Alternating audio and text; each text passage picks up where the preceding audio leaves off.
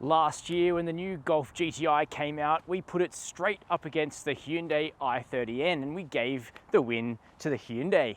But now the Golf GTI's smarter, better, sexier Spanish cousin has hit the market in Australia. So does the new Cupra Leon VZx change the outcome and become our favorite hot hatch here on Chasing Cars? All will be revealed in today's comparison.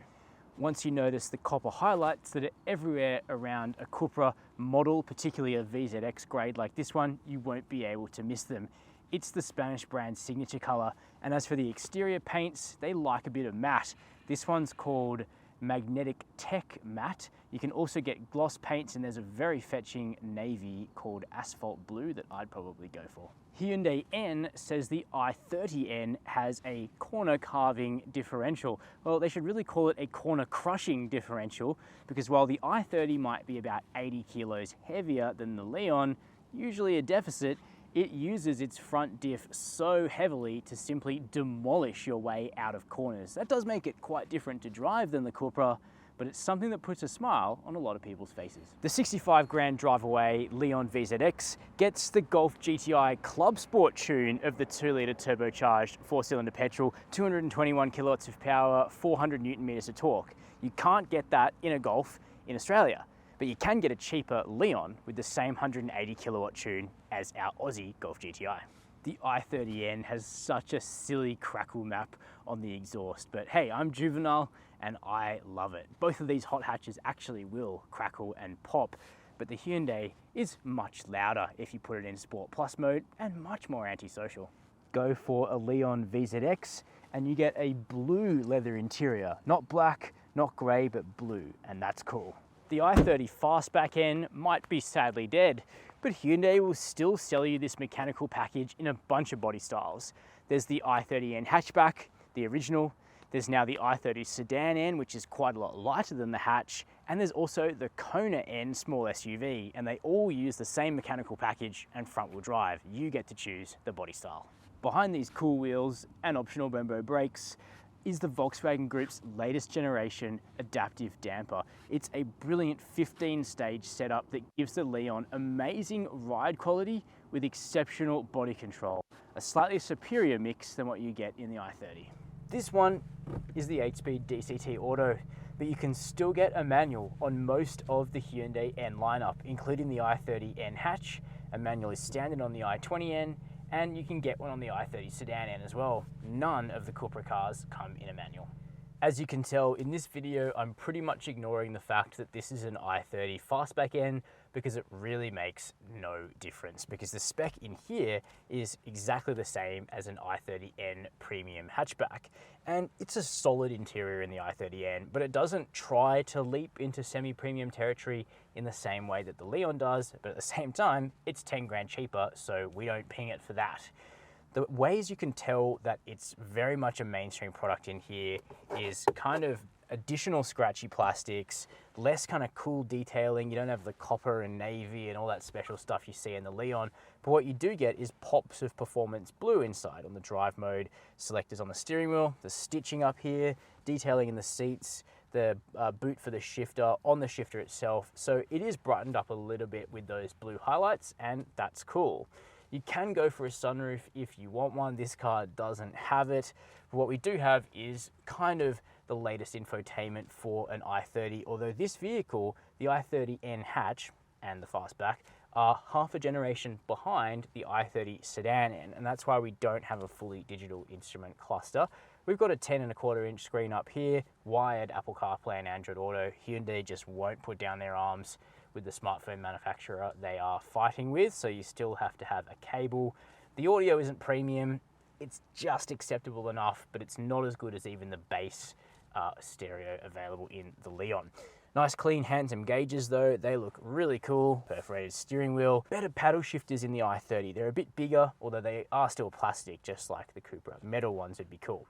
Onto the seats. Now, for the facelift of the i30N, Hyundai deleted electric seat adjustment from the premium models in order to make it lighter and also get the seats closer to the deck. And that's worked. The driving position is a little better than the old premium, where you sat a bit high because of the motor for the seat, but it does mean that if you've got multiple drivers, it's a bit less convenient to move the seat around. Really cool design though, lit little N badge, a bit like a BMW M car, nice mix of leather and suede or Alcantara in the center. They're cool. Still wireless charging, reasonably practical. Door bins aren't quite as big as the Cupra, but you'll still get a big water bottle in there.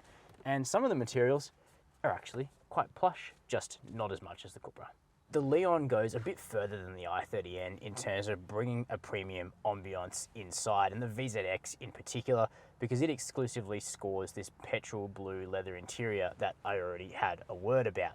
You also get heaps of copper highlights, which is different and interesting and cool, and the layout of the interior just feels a generation ahead of the i30, but that has its good parts and its bad parts, because where the Hyundai gives you quick, rapid-fire access to things like temperature dials, volume, and other key controls, you have to dig through more touch-based systems in the Leon, which is fine when you're just pootling around town or commuting. But when you've hit a great road and you want to make a quick adjustment to the temperature, well, you've kind of got to go through the voice command in order to do it safely, because it's just a few too many taps away here. You've got some capacitive buttons down here for temperature and volume, but at night, they're not lit. But that's kind of my only real nitpick about the cabin of the Leon, because the rest of it just works. In particular, the seat comfort. These seats are really comfy, really supportive. They hold you in tight. They probably won't work for all frames, so you'd want to test drive the car or visit one of Cupra's city garage retail stores before signing on the dotted line. But for me, they are great. Now on the steering wheel, it's perforated, it's small, you've got kind of like a carbon weave and Cupra's pretty sweet looking shield. Paddle shifters, quick access to the Cupra drive mode, which stiffens everything up a bit too much for Australian roads, so you probably will prefer your individual drive mode. And then in front of us, a virtual cockpit, which has a good degree of customization to it. Now the driver's seat's electric, we've got heating up front, we've got wireless charging, and decent practicality in terms of spots to stash everyday clutter. Plus, you get wireless Apple CarPlay and Android Auto, unlike the i30, and at this level of the range, you also get a Beats stereo, which is quite premium. But you have to option a couple of additional things. The matte paint outside won't be to everyone's tastes. A panoramic sunroof, again, not something everyone will want. And the Brembo brakes outside, which are strong, but the Leon pulls up really well, even without them. So unless you were going to track the car, you probably don't really need them. It's tighter here in the back of the i30N, and that's not because we're in the Fastback. It near as makes no difference to the hatchback. Headroom is still okay for a 6-footer, legroom's still okay, but tow room is really quite constricted. And you also don't get stuff like air vents here in the back or additional USB ports, partially because this vehicle actually still has a physical handbrake, which is pretty cool for doing skids, whereas the Leon has an electric park brake, and that frees up a lot of space here for stuff like air conditioning bits and bobs. Likewise, nothing like matte pockets on the back of the seats, but they are really soft, which is kind of weird. Not really an area that you'd touch a lot, but nice little detail.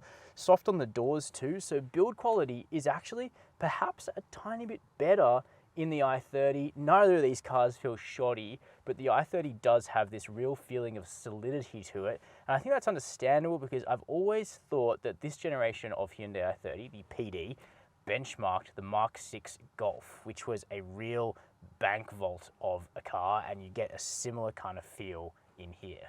Out of these two cars, the Leon is packaged a little bit better, because as you can see, despite its small footprint outside, you can get adults in the back easily. I'm 6 foot, headroom's great, legroom's really good, tow room's good.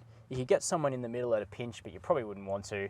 But those back here are going to enjoy air vents, a separate temperature zone, it's pretty luxe, and 2 more USB-C ports, though you do get harsh materials in the back compared to soft in the i30.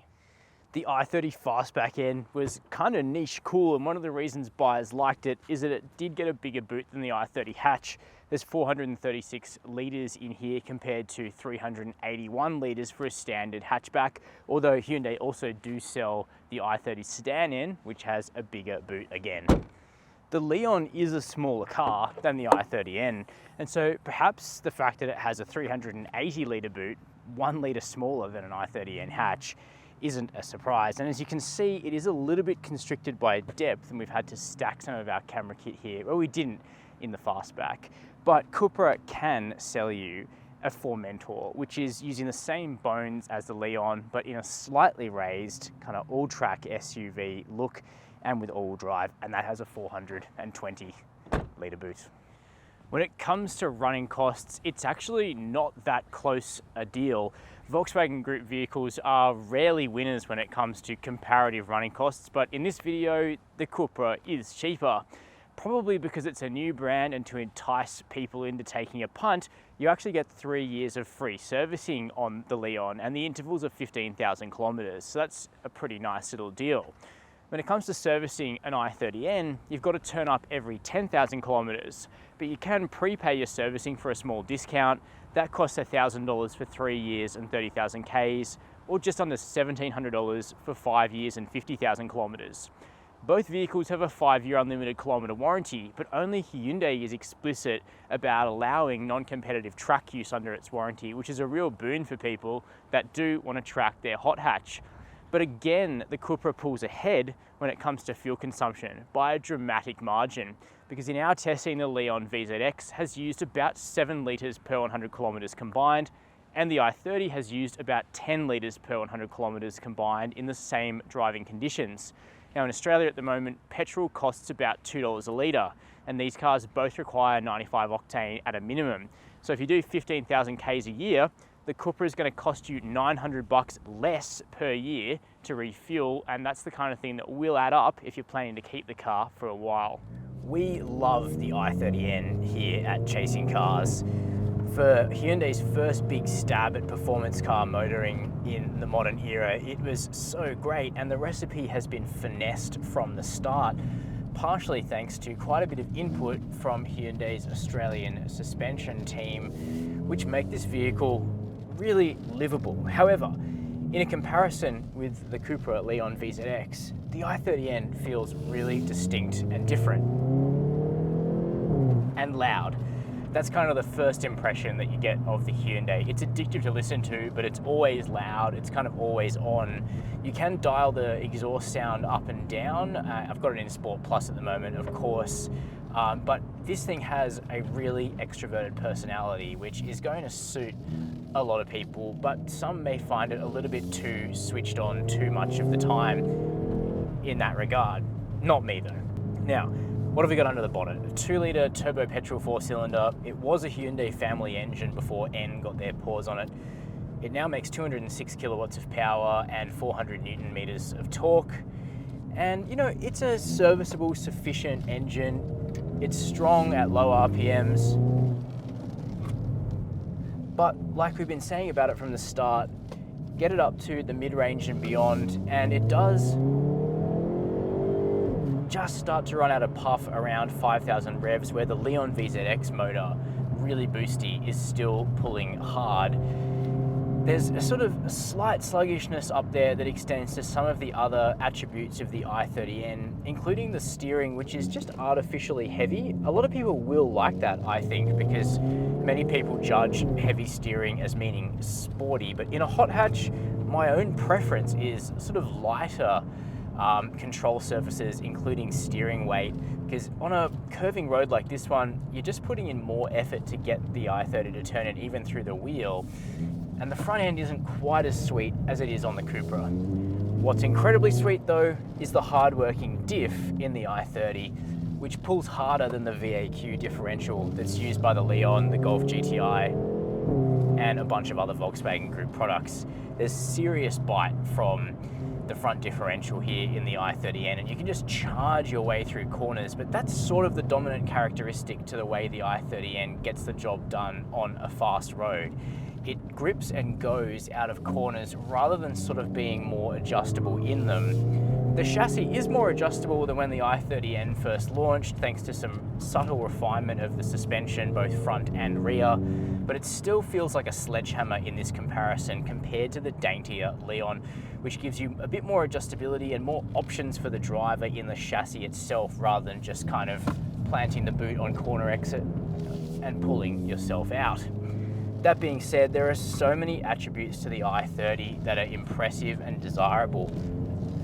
The brakes are good, if not quite as good as, in particular, the optional Brembos on the Leon, but they do stand up to track use. You've of course got that track warranty, It is livable day to day, even if it is a bit stiffer than the Leon. And you can get a little bit of axle tramp in the i30 that doesn't make itself so known in the Cupra.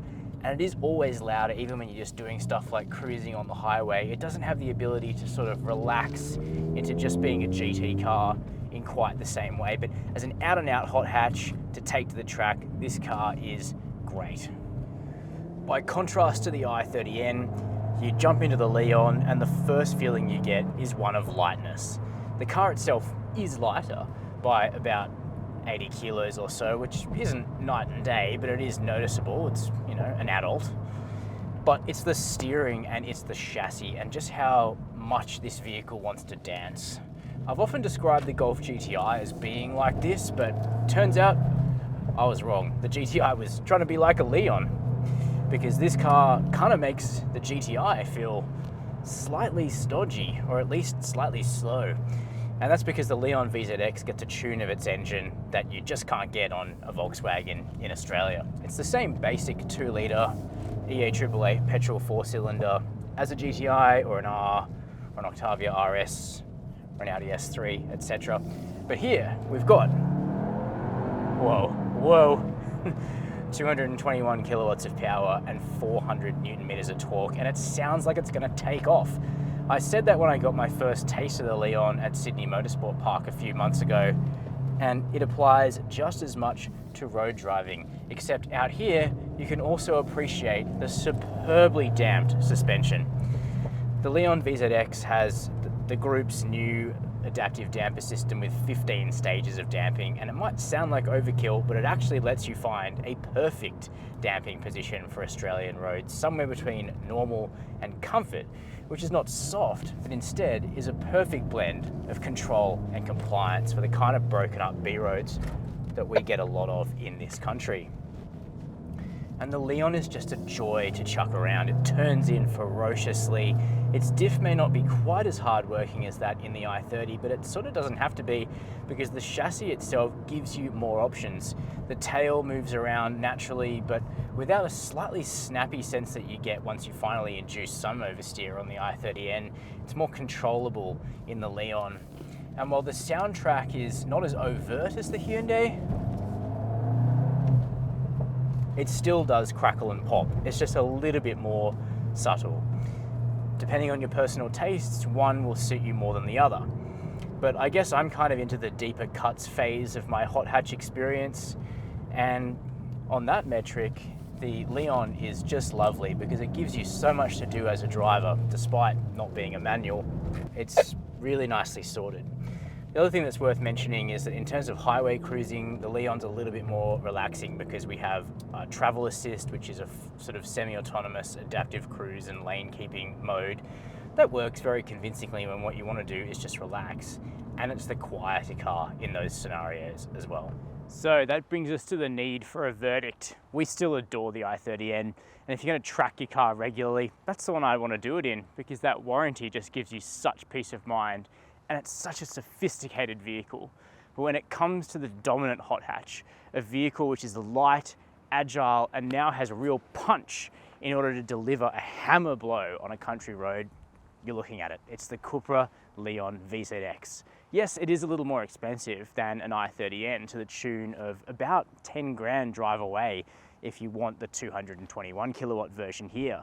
But keep in mind there's a 180 kilowatt version with LSD, with very similar power to weight to an i30N for about the same price as an i30N premium hatch. So you can kind of choose your own adventure there. For me, I'd want to go full fat Leon VZx. Find the extra change. You're going to recoup some of it in the servicing and some of it in the lower fuel consumption as well. But this vehicle now resets the benchmark in Australia for hot hatches, at least among hot hatches that you can buy. Because as I talk to you today, Ford has now for a week discontinued the Focus ST and the Fiesta ST. So its hot hatches are dead, which means the pool of competitors is now, sadly, really small. And I think that's the whole point of a video like this, is it's to say well done to the likes of Cupra and Hyundai for continuing to run plenty of options in segments like these, even as others, like Ford, depressingly depart.